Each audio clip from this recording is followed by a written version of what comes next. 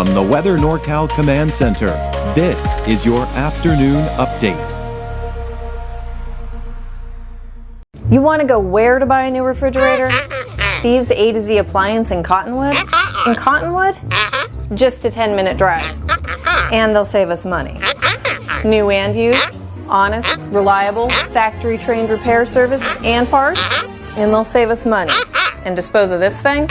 We gotta make the short drive to Steve's A to Z. Thanks, son. Steve's A to Z Appliance, front and main streets in Cottonwood. Drive a little, save a lot.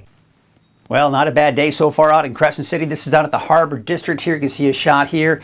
Just a few ripples in the water, most likely from a boat that may have gone by here. But there you can see lots of sunshine here off in the distance, and that'll be the case here for the rest of the day today. Take you out to Lake Oroville, North Forebay. Lots of sunshine there as well, but take a look at the water. We've got a lot of ripples in the water. You can see that ribbon is flapping in the wind here. So still some gusty winds for many of us in the valley here as we kind of go through the afternoon. However, the wind should start to die down as we go through the day, and especially going into tomorrow. There you can see the beautiful sunny skies we have out at Lassen Park. This is out at the south entrance here. Just those blue skies kind of off in the distance. So the winds, not as strong today. I do expect much calmer winds by the weekend, with highs getting warmer, getting close to 80 degrees for some of the warmer spots in the valley. But I do expect that weather pattern to change back over to cooler temperatures, and eventually maybe even some wet weather back in the forecast. But that's in the long range. That's a long time from now. Let's get out there and enjoy this beautiful weekend, but still have those gusty winds out there as we even take into the afternoon. But notice, as we go into the afternoon and evening, see how the winds are not quite as strong. They're really the strongest off in the eastern mountains, and not to mention just to the east of the valley as well. But then check this out. We're going to take you into your Saturday. There's around noon. The wind's actually shifting more from the south, but notice everyone for the most part is below 10 miles per hour.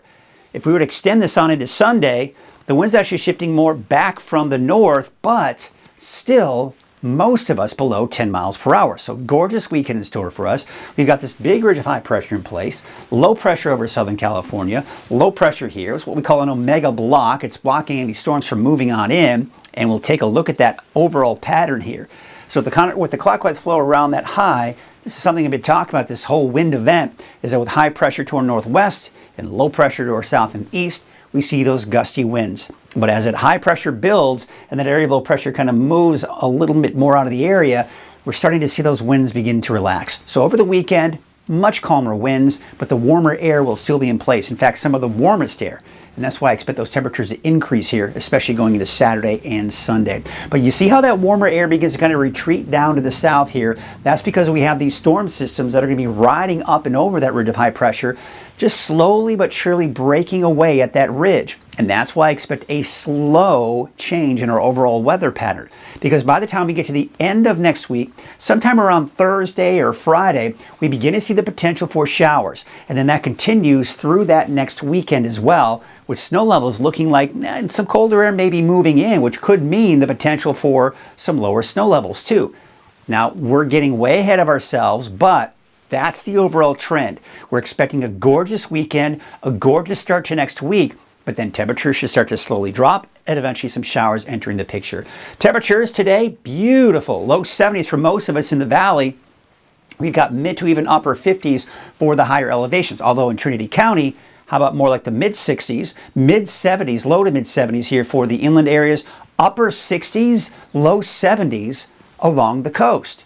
So we take a look at our 7-day outlook region by region, and you can see, of course, starting off with the valley, breezy, temperatures climbing. The peak will be on Sunday and really even into Monday before temperatures start to slowly drop. We're back down to the mid 60s by Thursday, and by Thursday I've also included a chance for showers. Not guaranteed at this point, but there's that chance for showers by late next week. There's the coast. I'm expecting for the coast today to be the warmest, and then temperatures kind of getting back down to the low 60s. I think that sometime around the beginning of next week, we may start to see more of a marine layer, some fog out there, and that may make it a little bit cooler out there as a result. But again, there's that chance for showers for everyone, a chance Again, that's not guaranteed at this point. But for the inland areas, Weaverville, you can see that peak will be sometime around Sunday to Monday before temperatures start to drop after that. Same situation for most of the mountain locations as well. Temperatures slowly increasing.